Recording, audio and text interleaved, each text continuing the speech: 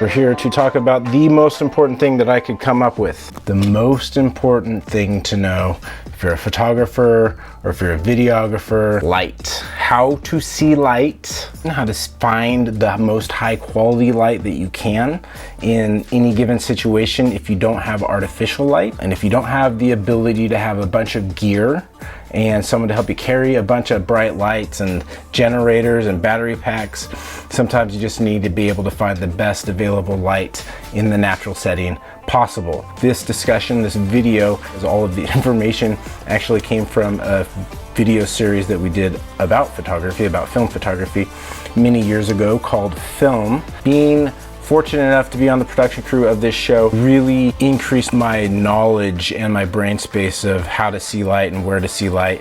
So why is light and lighting so important? Why do I think it's the most important thing for filmmakers, content creators, photographers, anybody that's creating anything visually? It's obvious to me when I see a really well thought out and well lit video, documentary, selfie, whatever it is. In this episode, it's called Lightwalk.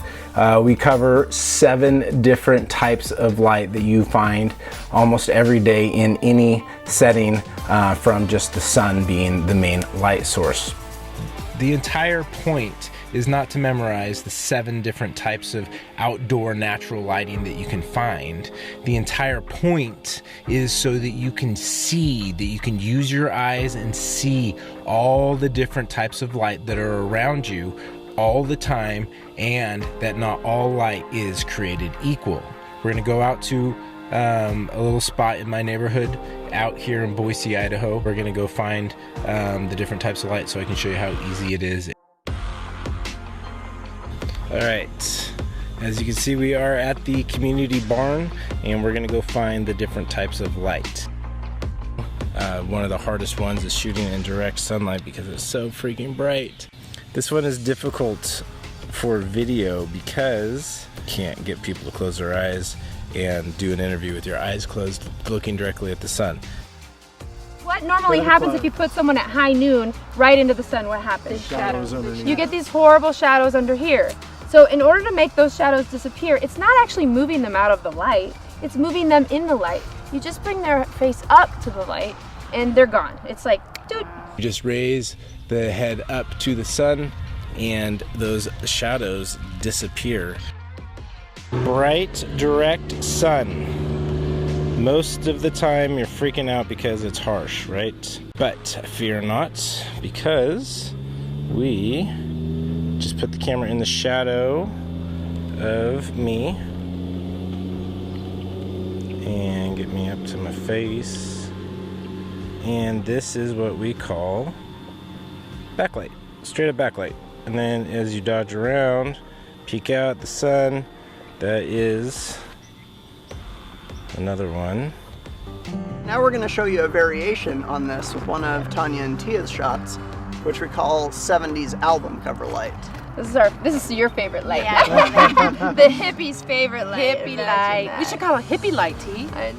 Open shade. This one's going to be real easy next because we got open shade everywhere. The key with open shade is getting yourself to as close to a reflective source of light. Normally, it's going to be the ground. So the trick to finding open shade, no matter where you are, is to locate a north-facing wall. Because the sun moves from east to west a little bit in the southern sky, if you have a north-facing wall, the sun's always going to be behind it, and it's just going to be traveling like this, never changing the light very much.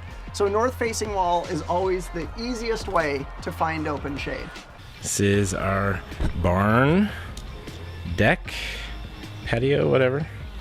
But anyway, so here's the terminator line. This is a gray,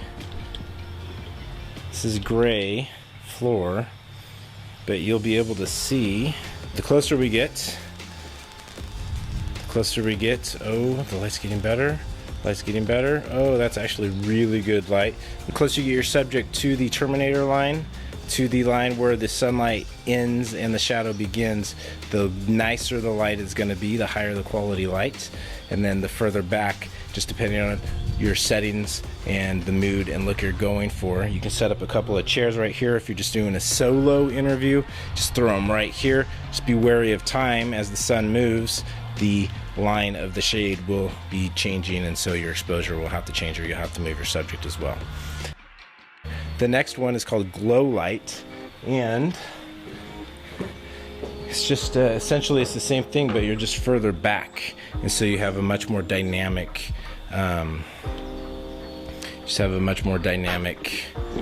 dramatic, I guess is the right word. You have a much more dramatic look because you have a lot more darks and you play with those. But you can see where the sun, you know, the high quality light is here. The further away I go from it, the darker it gets, and so forth. Just watch the video. There's all the technical details. I didn't want to make this video too long, so we're flying through these.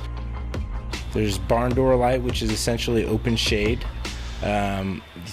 Examples of photos are up on the screen. Okay, I think that covers all the different types of light. Just walking around this one building, I was able to find everything. I wasn't able to get inside, so I couldn't show a couple of examples, but the whole point is to look for the best quality light that you can. Most of the time it's going to be next to a window if you're indoors. Couldn't get indoors to these windows, but it's exactly the same as the open shade example that we showed. I hope you enjoyed this short video about light. Be sure to watch the entire Lightwalk episode if you want all the technical details, but the key factors are be mindful. Be mindful of the different types of light. Look around for sources of reflected light that you can use to your advantage. That's number 2. I think that's it. You can wrap it up into those 2 things. It's so fun to step back and realize that there is so much variety and distinction and different mood you can capture just with whatever is around you, that you're not just limited to open shade or bright sun, that with a little bit of creativity you can get any mood you're trying to go for just using natural light. If you like this video, if you like this type of tutorial, I've got lots and lots of ideas. Go ahead, like the video. If you don't mind, send me a note. Let me know what you liked, what you didn't like. If you'd like more videos like this, topics, whatnot. I'm excited. Collective and Framed teaming up.